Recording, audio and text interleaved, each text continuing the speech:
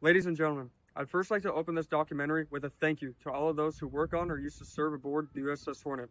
Thanks to you, myself and my peers were able to go aboard and interview some of the veterans who served this aircraft carrier and hear their stories. These stories not only enlightened my group and I, but will enlighten those who hear them in both the near and distant future. These stories give us an image of courage, selflessness, determination that is in the spirit of all of those who were daring enough to serve.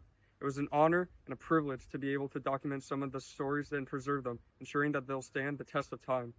This documentary was developed to provide historical context behind the great USS Hornet, as well as take firsthand accounts of how the ship was operated and maintained. What better way to do that than go straight to the source? Now, without any further introduction, I'd like to introduce to you the USS Hornet Voices, a student documentary.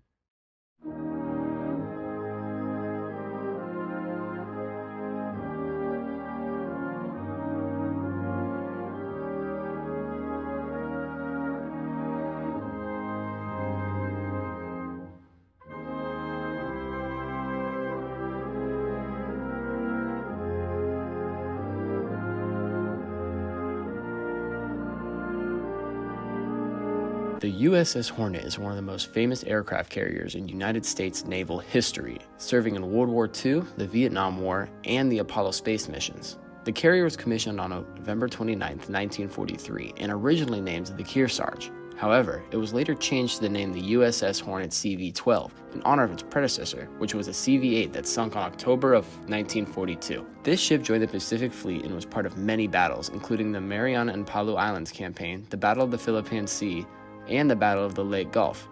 It also shot down hundreds of Japanese planes and destroyed many ships during its service. It is one of 24 Essex-class aircraft carriers and was the prime recovery ship for the Apollo 11 and 12 in 1969. It has won 9 battle stars for Pacific service in World War II and was awarded Presidential Unit Citation for multiple operations. This ship was in action for 16 consecutive months and was under attack 59 times. During the Great Marinas Turkey Shoot, her crew shot down 72 enemy planes. Additionally, 10 Hornet pilots have attained Ace in a Day status. It was decommissioned in 1970 and now serves as a historic landmark for all to visit. Upon arrival, we were greeted by the workers of the ship and gathered together to watch an informative film about the history of the ship. Afterwards, we were formally introduced to Larry Silva, who further explained what we learned in the video, as well as explaining some incredible things that the ship has done. He described the recovery process of both the Apollo 11 and 12 mission astronauts, and showed us some personal photos that he took. He also talked a bit about his own experiences working aboard the ship, which was so fascinating to learn about. Afterwards, we were split into 2 groups in order to conduct as many interviews as possible.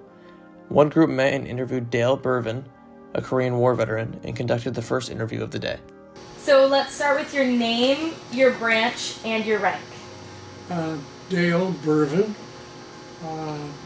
United States Navy Reserve, and I left the service in 1955 as a lieutenant, junior grade, Lieutenant JG.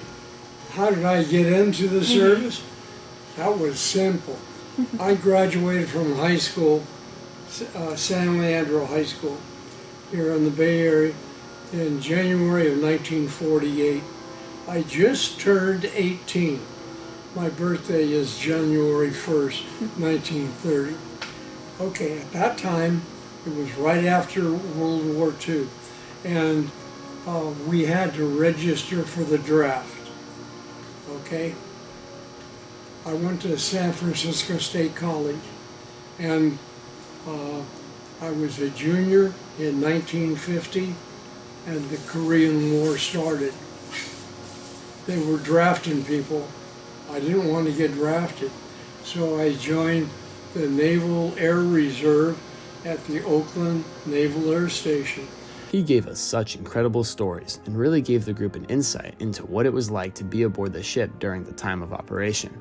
After conducting an interview with Dale, that same group traveled to the dining hall where they met back up with Larry Silva to conduct their interview. So can you please start off by sharing your name, branch, and rank, please? I'm Larry Silva. My branch was the United States Navy. I joined in 1968 right out of high school. Basically, like my bio said, my uncle, my brother, and a lot of family that was in the Navy. So that's why I joined. I didn't want to go out and shoot anybody. So, and my mother absolutely said, "You're not going to go in the Army. You're going to join the Navy, just like your brother and your uncle and some other cousins." So basically, she was a primary source of why I wanted to. She says, "You're going to the Navy. I'll take you down and you can sign up." And I got my draft notice right out of high school. So, yeah, you know, being a young teenage boy, my grades weren't really, you know, excellent. I was into more girls than studying. And so, you know, I wasn't college.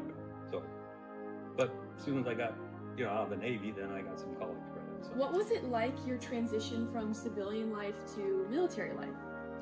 You know, I'm kind of easygoing, so I kind of go with the flow. You have to, because from civilian life, you are an individual. But as soon as you start training, they take all that away from you. They torment you. They basically take all your civilian life away from you and then start building you back up as a team. And so, you know, I transitioned very well as being a team member.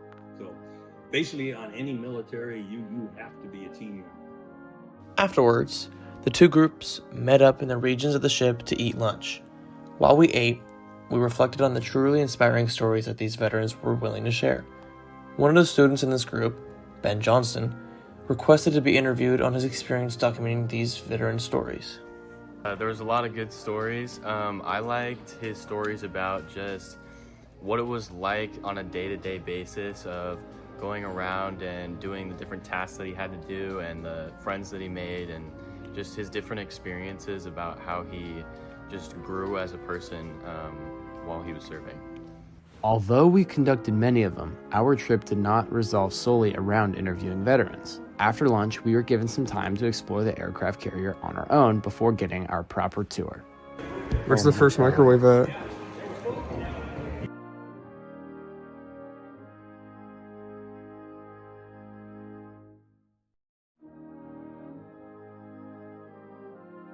During our tour, we were brought out to the flight deck.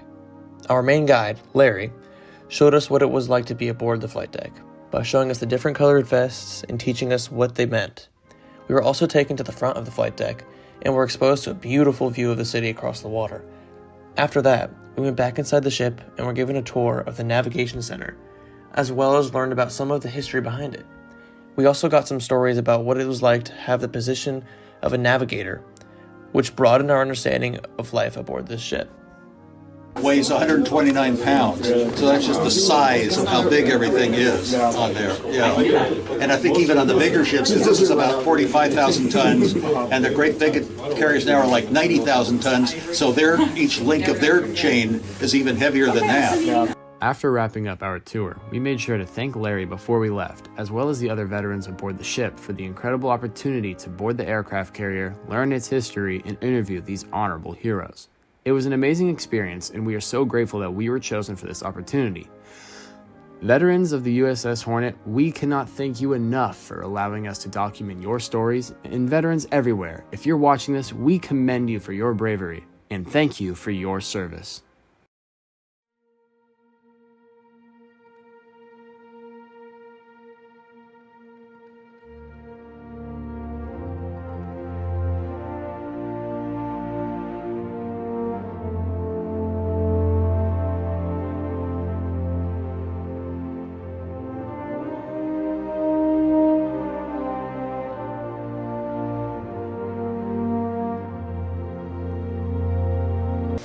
I have one more question. If you were able to, would you do it again? Like your whole experience, would you do it again? Yeah. You bet.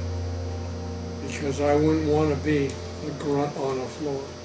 I think it's the responsibility of the youth. Everyone have compulsory military training.